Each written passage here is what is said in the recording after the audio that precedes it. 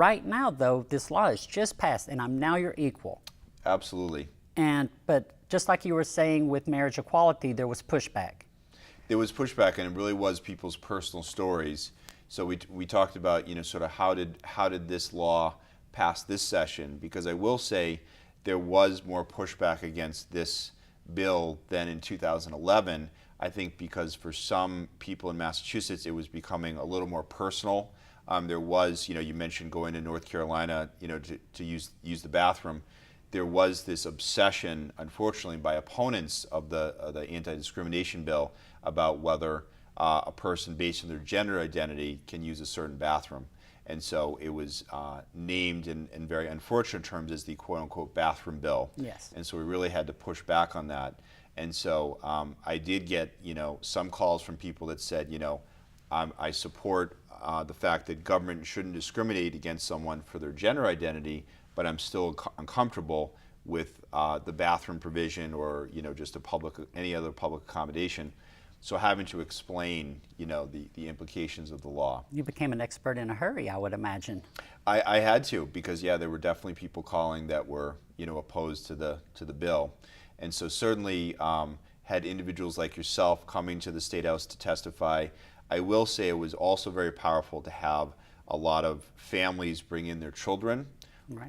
Who the son or daughter realized that they were a different identity, and some of these kids were 6, 7, 8 years old, but they knew at that age, and so to have them come into my office and not always be able to completely tell their story because they're 6 or 7, right. But the parents talk about they wanted to see that the law and the state saw their son or daughter in the same eyes as any other child or any other person in Massachusetts. So that was extremely powerful.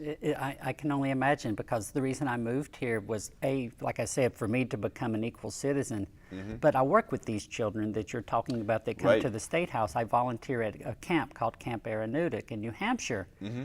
And those kids, to see them be advocates for themselves on a political front, mm-hmm. was so overwhelming to see. It's like, I have to help these kids. I mean, someone Absolutely. else as an adult who does have the words, hopefully, to help say what they are struggling to say. Because while a parent is the most loving person a kid could ever have, only a kid knows their true, authentic self. Absolutely. And absolutely. So for me to be able to explain my story so that someone else might be able to understand their child a little bit better, or understand the kid in their school that's a classmate or a teacher, that's what I'm here for. Mm-hmm.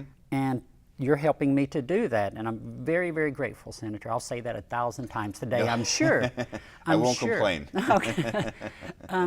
One of the things that I noticed when I moved here, and this was coming into play, was there was also some professional sports entities that got involved with it. Could you kind of talk about? I'm a huge athlete sports fan, love all sports. Mm-hmm. I've loved New England Patriots since I was 8 years old. I think it was when Stanley Morgan from the University of Tennessee played for the Patriots, and he was my favorite UT player. Mm-hmm. So I became a Patriots fan way back then. That's great.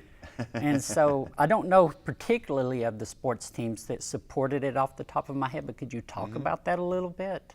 Yeah, absolutely. I think it really speaks to not only how broad the sort of LGBT rights coalition is in Massachusetts, but also how strategic the coalition and community has been, is that, of course, we talked about, the stories of transgender people, talking to their legislators right. about their stories. So that had an impact. But, quite honestly, you have legislators that perhaps didn't immediately change their position or connect, from that perspective. But perhaps they were very connected to sports. So they might be a big fan of the Boston Bruins or the Red Sox or the Patriots.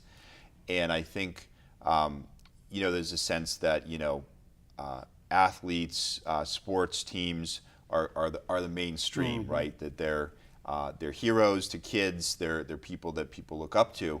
And to have those organizations announce, in part with the work of person who I think is arguably one of the best attorneys general in the country very quickly, Maura Healey, did a lot of outreach with those professional sports teams to have them sort of in unison say that we're in support of the anti-discrimination transgender bill. So that really had, I think, an impact on legislators that might be either more moderate or conservative to say that actually supporting the rights of the transgender community is a very mainstream thing. It's the right thing to do. It's not a quote-unquote radical issue.